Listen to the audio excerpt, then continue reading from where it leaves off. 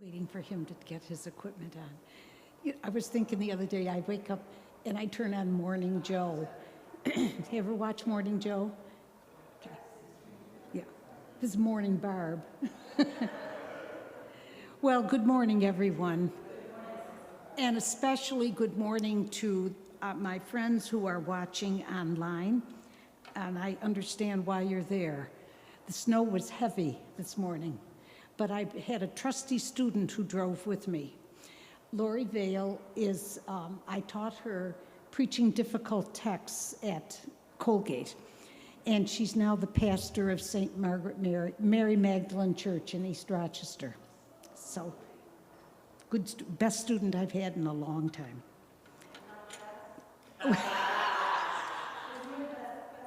Oh, I paid her generously. Yeah. We'll be gathering next week, and on the 18th, we skip a week because of a funeral, and we'll be back on the 25th and April 1st as we enter Holy Week. April 1st is my feast day, that's right. See, with friends like this, you don't need enemies. Just before I launch into the theme, I want to thank you so much for coming. Honestly, I appreciate your effort, all the people who are watching. I gain more probably than you do. It's a life-giving thing for me, so I am very grateful to be here and for the invitation. Just before we launch into our Lenten plan, just for a moment, to look back at last Sunday, the first Sunday of Lent. Today we'll look ahead to tomorrow. Last week we heard the three temptations, and theories are all over the place about them. One is it's an economic temptation, stone into bread. The other's political, you get all the kingdoms of the world, and the other's theological, throw yourself over the temple. But temptations are familiar to all of us. It's just part of life. So what theme I selected for these 4 weeks is the following. What are the bookends that surround our Lenten readings? What do I mean by that? What was, for example, what was life like before you went to college and afterward? Bookends. What is life like after many years of marriage?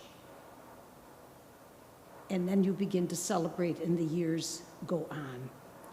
What is life like when you have raised children and they leave and they get careers of their own?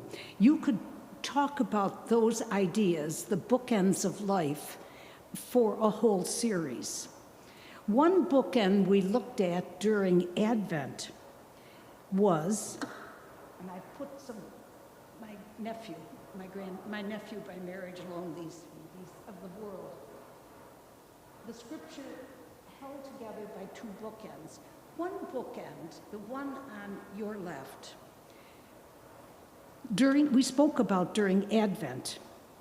And that is, what is and was the context, the time in history, and the actions that led to writing of each of the four Gospels.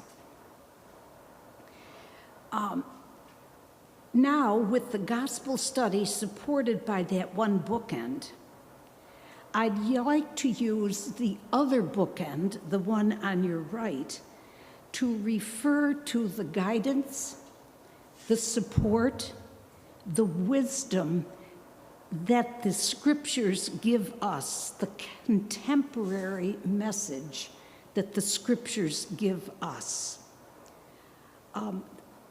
We desperately need it.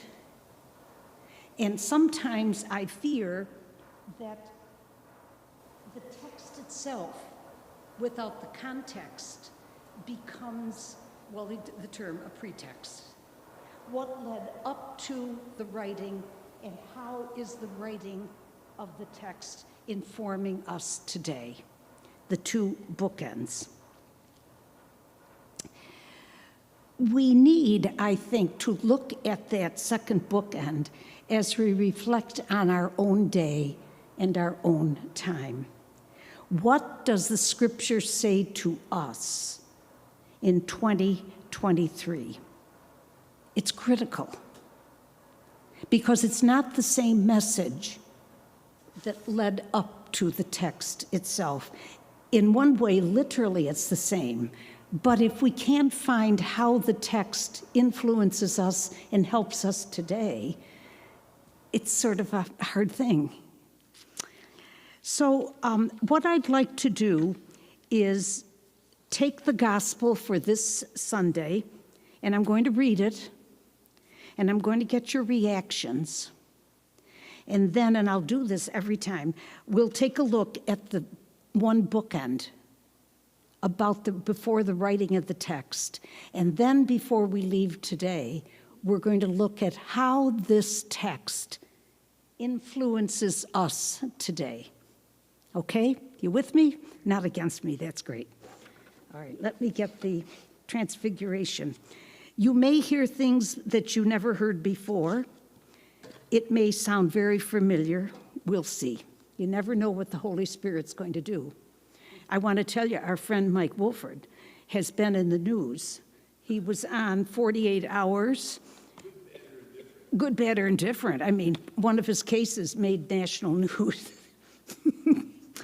Well, this is a reading from the Holy Gospel according to Matthew, and you'll hear it this weekend. Jesus took Peter, James, and John, his brother, and led them up a high mountain by themselves. As he was transfigured before them, his face shone like the sun, and his clothes became as white as light. And behold, Moses and Elijah appeared to them, conversing with them. Then Peter said to Jesus in reply, "Lord, it is good that we are here. If you wish, I will make 3 tents here, one for you, one for Moses, and one for Elijah."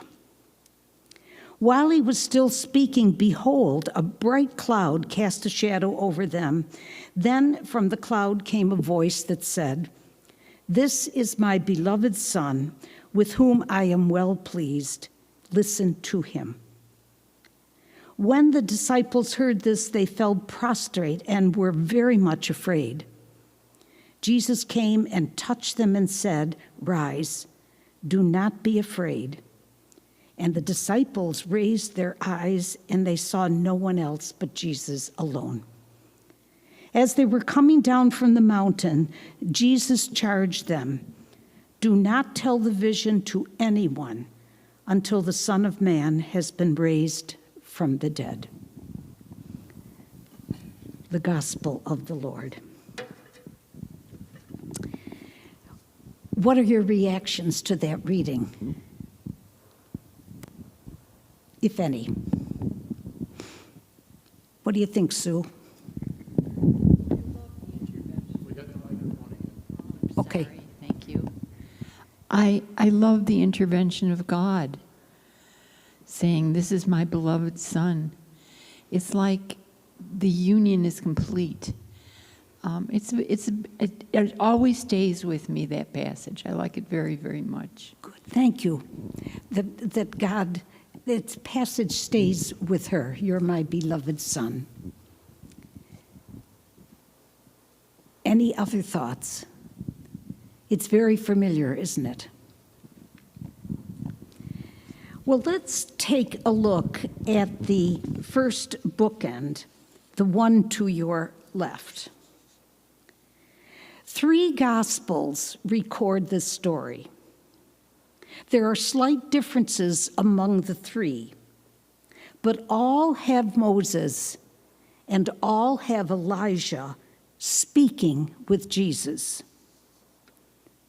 And so Moses and Jesus on a mountain reminds us of when Moses led the people out of Egypt on Mount Sinai. Moses is connected with the law.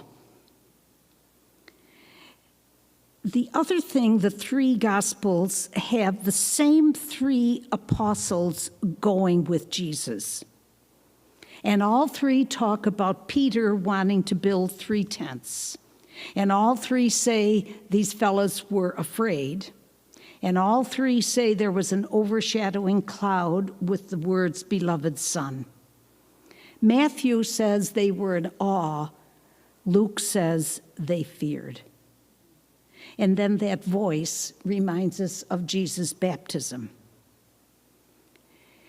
Well, what do you think about the impact of this event?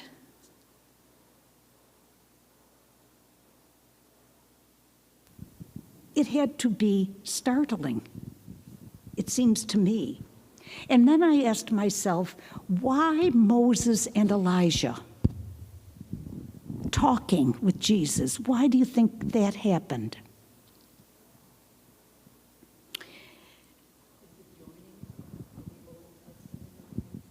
Oh, God, if you got a star, I'm going to put it right on her nose. The joining of the Old and New Testament. Moses is connected with the law. And Elijah is considered the great prophet. And it's interesting that just before this gospel, in the chapter before, Jesus is having problems with the religious leaders. He asked Peter who people thought he was. He predicts about his suffering, problems with religious leaders. And so the cross is in sharp contrast. Moses is there as the great liberator of the people. In fact, the early church called Jesus the new Moses. And Elijah is the prophet. I often wondered, why do you think he took these three? Peter, James, John. Why did he take the three? Did the others resent it? Did the others know about it? Did these three need some encouragement? Or was he planning some things for them? And so today we have the giants of the Jewish faith talking with Jesus, a faithful Jew. And that, I say it over and over, is such an important thing to remember. He was born a Jew, raised a Jew, died a Jew, faithful. And then Moses and Elijah talking with him. What do you think this experience might have done to them or for them? Sue? You keep it. Keep it, Sue. Take it home, honey. It's very complicated for me to think about it. One of the things, I'm not answering your question. That's all right, honey. But I wondered that very same thing. How did they get picked? Was it a lottery? I mean, somebody had a plan here. And at the end, he says to them, Jesus says, you can't tell anyone. Well, come on. It's one of the biggest things that's ever happened, and you can't tell anybody? Yeah. That was a real challenge. I know it would have been for me. Oh, me too. The mouth. It would be for me. Yeah. So I don't know why he chose the three. Maybe he had special plans for them, of course, for Peter. Maybe they needed encouragement. I don't know. But there they are, Peter, James, and John. Well, now let's move to the second bookend. And so I say to you, I ask you, have you experienced a transfiguration moment in your life?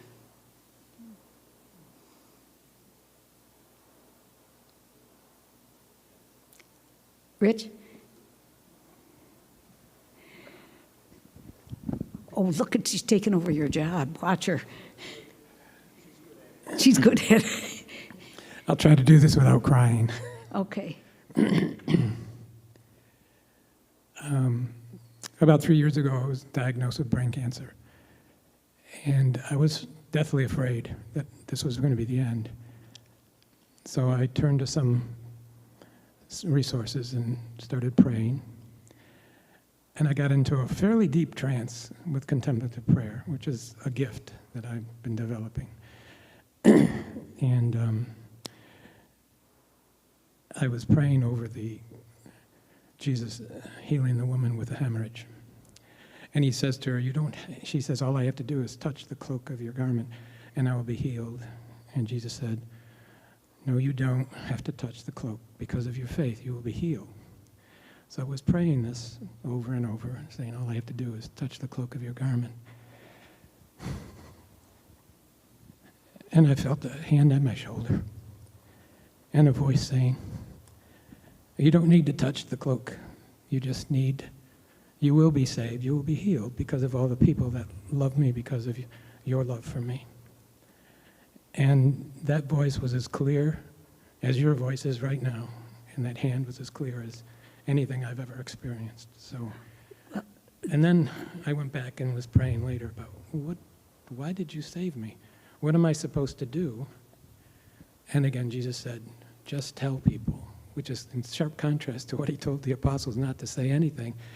He told me to tell people about this particular, I guess it's a miracle, because I am now cured. I've gone through 3 years of chemotherapy, and the lesion is gone. Praise Well, be God. thank you. That is a powerful story. And you brought an idea to my mind that maybe these three needed something that the others didn't. Maybe they were asked to go up to the mountain for a particular reason we don't know. But that is a transfiguration moment that is a treasure that will be with you forever. Has anyone, I thought, I was thinking of myself, I remember when Matthew Clark, God love him, issued an apology to all the women of the diocese in his pastoral Fire in the Thorn Bush. For many of us, that was a healing, transfiguring moment. Falling in love is. Birth of a child is. Success in your profession can be a transforming moment. Ordination. The death of a loved one. Sometimes things are never the same. And they weren't for Peter, James, and John. The end of a marriage. Friendships. Finding a parish where you can be yourself. That's a moment of transfiguration. A new beginning. Speeches. Now, I'm old enough to remember the only thing you have to fear is fear itself. Franklin Roosevelt. Ask not what you can do for your country, but what your country can do for you. Those moments have a transfiguration element to them. And sometimes they come in a flash, and we may miss them. And other times they come after a long struggle. But they're there. They're there. And it calls, this gospel, I think, calls you and me to be alert to what might be called small or unimportant moments that can change your life or help you make a decision. And we've all had them. I can think in this bad weather, sometimes I'm walking up to my apartment and there's 14 steps, and I've got my groceries, and a maintenance fella comes along and carries them up. You never forget it. It makes you say, I've got to do something for the next person whose life I cross. Any other reflection on the transfiguration in the present time. I know you're thinking, Bob. Yeah. See it?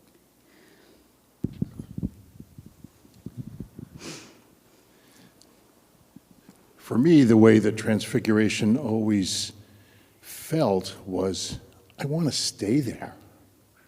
I don't want to go down the mountain. I want to live in that moment and in that place and in that power and presence of God. And so for me, the lesson is, it's very nice that you want that, but that's really not what you need to do. There's this other bookend. So now what are you going to do with that? And that's the way that reading always reaches me, is I know my real desire is to stay in that place, but I don't feel that I'm called to stay there. I think I'm called to go down and to do something else, tell the story, be with other people, whatever that else might be, carry the groceries for the next person. That's the way it reaches me. Yeah. Well, Peter had the same thought you did. Let's build 3 tents. My gosh, we're going to stay here. This is wonderful. The birth of a child is a transforming moment. But there are times, there must be times when you say, oh my God, what have I done? Right? You've had 3. Yeah. So it's a message that is as current as today. A transfiguration moment. What I'd like to do is share with you 2 current examples of a modern transfiguration. And it may spur you to think about something in your own life. Where did I put it? Christian Center. Yeah, is it right behind me? Oh, it's behind there. Thank you. I'm glad I brought her along. See, God, I gave her an A- once, and she never forgot it. Thank you. Yeah. See, this is a wonderful magazine called Christian Century, and great book reviews, great articles, comes out once a month. And there is an article by a Mennonite church pastor, and it's called A Prison Cell Transfigured.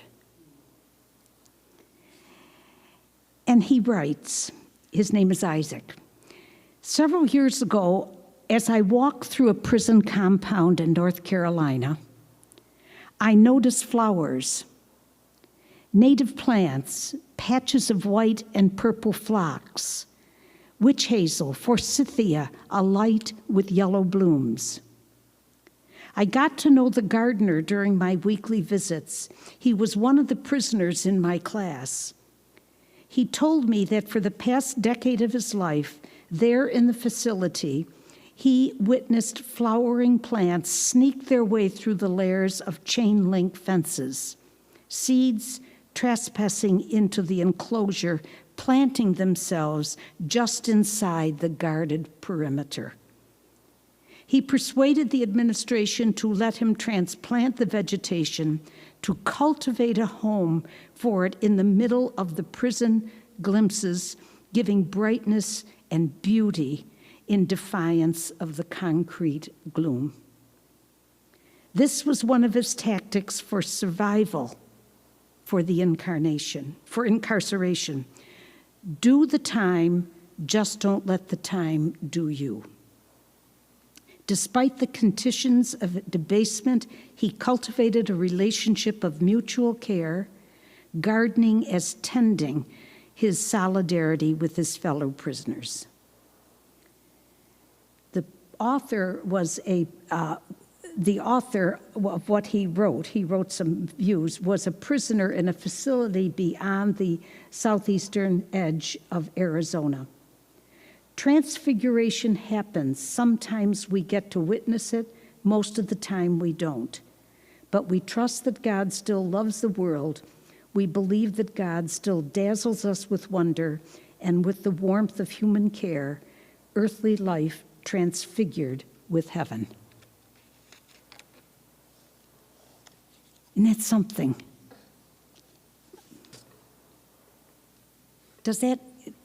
Can you see how that's a transfiguration moment? How? Pardon me? Can you say more?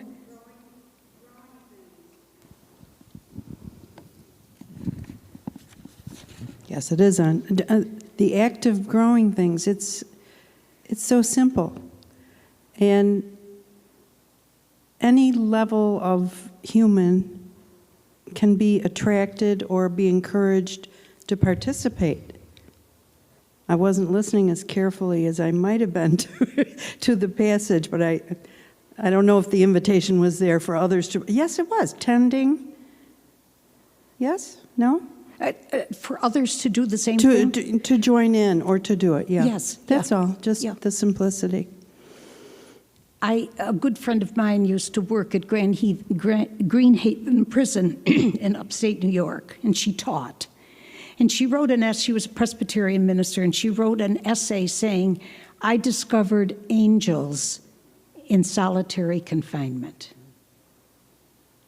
Now I realize not everyone is an angel, but there are moments when transfiguration takes place. Sister Pat Flynn was a high school classmate of mine, and she started St. Michael's Woodshop. She's gone home to God now. But when I was working in the jailhouse, she would come in with her woodworking equipment, saws, hammers, nails, and she had the prisoners making things. And at Christmas time, she brought in a Christmas tree, and I think the guards almost went nuts. But she brought a transfiguration moment to people in maximum security. So the event of 2,000 years ago continues if we want to see it. And Rick has told us how it happened to him, and my guess is how it has happened to you in many ways. Now, I want to give you another modern example. There is an attorney named Brian Stevenson. You may have heard of him.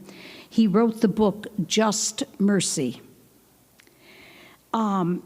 He wrote it because he graduated from Harvard with his law degree and had an internship in the South. And he began visiting prisoners in maximum security and on death row. That was a transfiguration for him, that he realized so many were there, even people who committed terrible crimes, who came from situations that did not nourish them. And some of them, most of them African American, who didn't have the money for good lawyers and to make appeals, and they were on death row. And the book talks about a story of justice and redemption, and how some people he helped have their sentence commuted or found they were not guilty. A transfiguration, his presence in that facility. Well, then he went on to establish what he called the Equal Justice Institute. Have you heard of it? And he and the people he worked with put their effort toward discovering how many African American men, women, and children were lynched. And he came up with a figure about 5,000. And he, with the help of many, established a museum in Montgomery. And I brought a picture of this museum.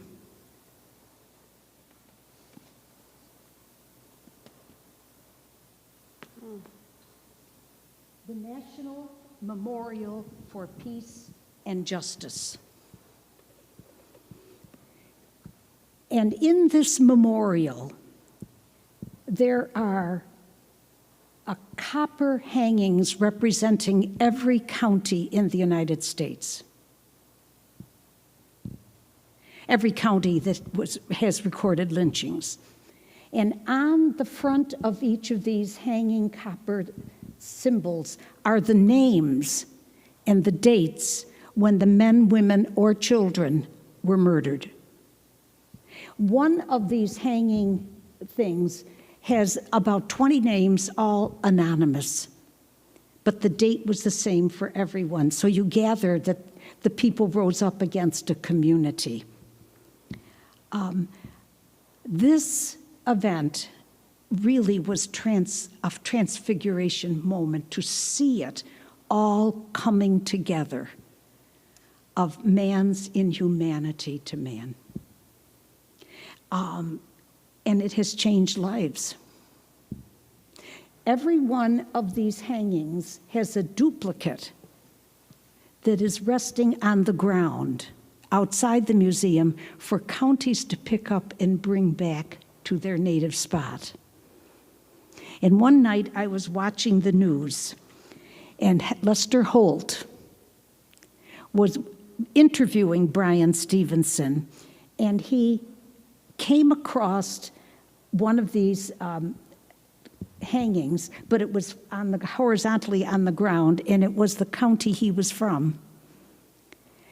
And this was not planned. He stood there stunned because he saw a family member's name. What a moment of transfiguration.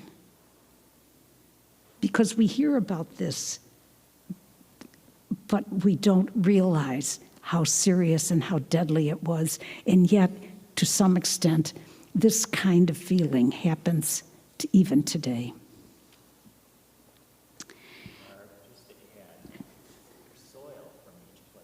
There is, yes, in another part of the museum, members of his committee went to families went to the counties where the lynching took place, gathered soil, and in one part of the museum, shelf upon shelf upon shelf of the soil, the rich red soil, the brown soil with the name of the county.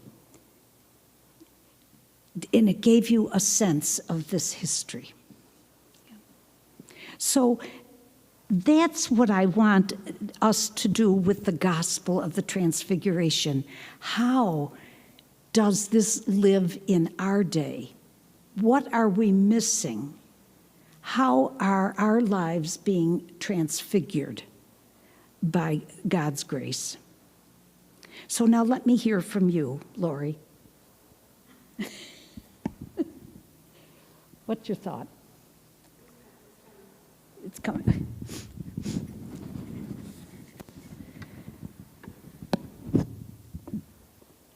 That wasn't nice, was it, to ask you? That's okay.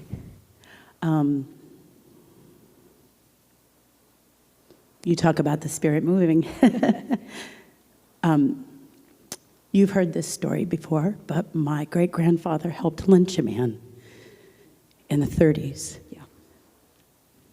And I believe that's part of the reason that I am called to be the leader of a community. In some ways, trying to heal backward. Heal backward. Heal backward. That's powerful. So this project is very important to me. And the tree where my great-grandfather helped 700 other people hang 2 men, we still call the hanging tree in my hometown in Texas. And people say it without blinking an eye. It isn't a lament. It's a fact that no one considers the impact of. So that's where I am with the Transfiguration and this particular example. Thank you, honey. There's one back there, Bob. A note of Bart. Sorry. I was going to be quiet today. Oh, I'm glad you're not. A few several weeks ago, these two guys and this guy's wife and I, the four of us went to Rome at the end of a cruise. Before we met up with them, John and I were walking, and our plan, it was Sunday. Pope Francis speaks from the window at noon, and I had it planned. We're going to be there. We're going to hear him. We're going to see him, get his blessing. We made it on the street. We made it to the street that goes up to St. Peter's, and I was tired and really fatigued, and it was early, so we decided to get a little lunch, and we could see, and I thought, I bet we could hear him as we're walking. As we're sitting there across this large avenue, it's about a 4-lane, there's like a parish church Mass was letting out. And there's lots and lots and lots and lots of homeless in Rome. And there was a woman who was just off her nut, her meds, whatever, they weren't there, and she was screaming at the top of her lungs as they were having coffee outside of the church. And people would come out of the church and hear her and turn around and go back in. They didn't want to deal with her. Now, I don't speak Italian, but I understand quite a bit. And I heard her say very clearly, "You call yourselves charitable." At the same time that was happening, Pope Francis is speaking, and all I could think of is that's what he's saying too, even though I'm not there. That's what he's saying. Now, to put an addendum on that, I knew she had, a lot of homeless have very serious mental health issues. Just very recently, I, who call myself charitable, encountered a kind of a very intimidating situation that had to do with mental health. So that transfiguration has called me very deeply. I got sent home, I got sent down from the mountain, and now I got a deal. I've got a deal. I can't call myself charitable, but I want to. Yeah, thank you. Okay. It's a way, the two bookend theory is a way to understand the scriptures. If it doesn't speak to you today, some people would say, so what? Why use it? But it does. And so what we have, and I remember saying this in Advent, pastors, Matthew, Mark, Luke, and John, were serving 4 different communities. And they had a little table, well, when I heard this presented, on this little table were all the stories, all the oral stories about Jesus, the miracles, his teachings, they're all sitting there, and each one of the pastors goes up and said, my community needs to hear this. Mark goes up and said, my community needs this. John goes up and says, well, my community believes, but I've got to tell it in a different way, through sign and symbol. And those oral stories became the text. But the big question is, what does it say to us today? What does it say to us today? These moments come and go, but our task is to really reflect on them. Any other thoughts?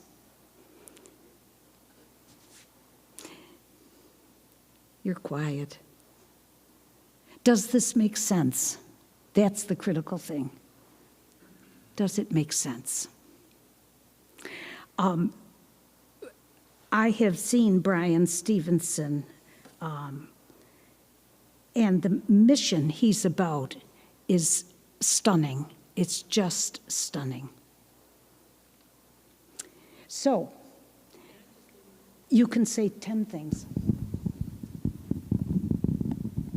This morning I had the TV on, and Murtaugh was being moved from one facility to another. That he was just found guilty. Yesterday, yes. And his head is shaved now. And I don't know if that was his choice or the choice of the facility people. But my mind went in the wrong direction, I guess. Maybe it's the right direction. I thought, is there no forgiveness for this man? I mean, he has done horrific things. But I have to pray for him. It's very scary that I feel that way, but I do. What, that you have to pray for him? Yeah, that maybe nobody else will. I don't think it's scary. I think it's quite Christian, if you want my opinion.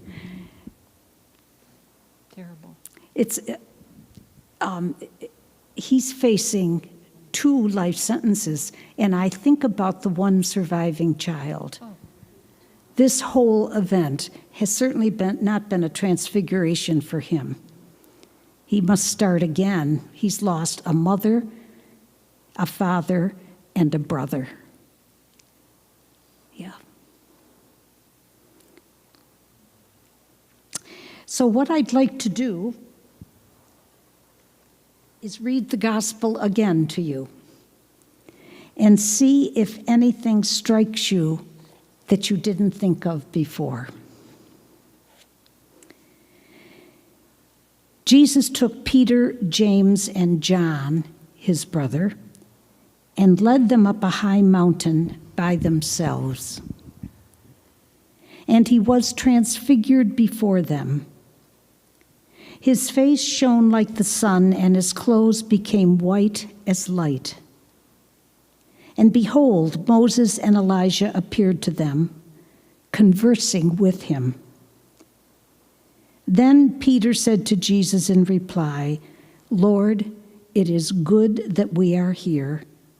If you wish, I will make 3 tents here, one for you, one for Moses, and one for Elijah." While he was still speaking, behold, a bright cloud cast a shadow over them. And from the cloud came a voice saying, "This is my beloved Son, with whom I am well pleased. Listen to him." When the disciples heard this, they fell prostrate and were very much afraid. But Jesus came and touched them, saying, "Rise and do not be afraid." And when the disciples raised their eyes, they saw no one else but Jesus alone. They were coming down from the mountain. Jesus charged them, "Do not tell the vision to anyone until the Son of Man has been raised from the dead." I'm not sure why Jesus said that to them, because the most logical thing would be to say, "Look what I have experienced." But sometimes the reverse is what happens. If you say to somebody, "Don't do that," it makes it even more attractive, and they're going to want to do it even more. Yeah, you're right. You're right. So, how about this format? Does it work for you? John? Yes. What do you think, John? Well, the thought I had when we were talking about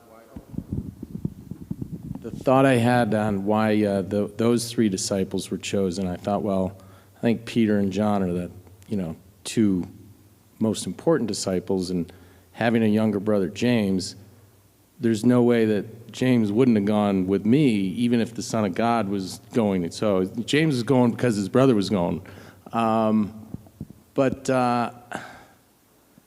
I really like the bookends because you have to take it into where the world and civilization was.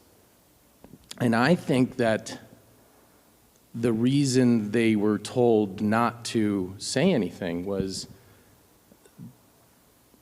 to spread Jesus' word. They need to show the people how Jesus was a continuation of Moses and Elijah. And having the 3 of them in that transfiguration moment, then after his rising, was more palatable for the people to say. It then makes logical sense. It does make logical sense.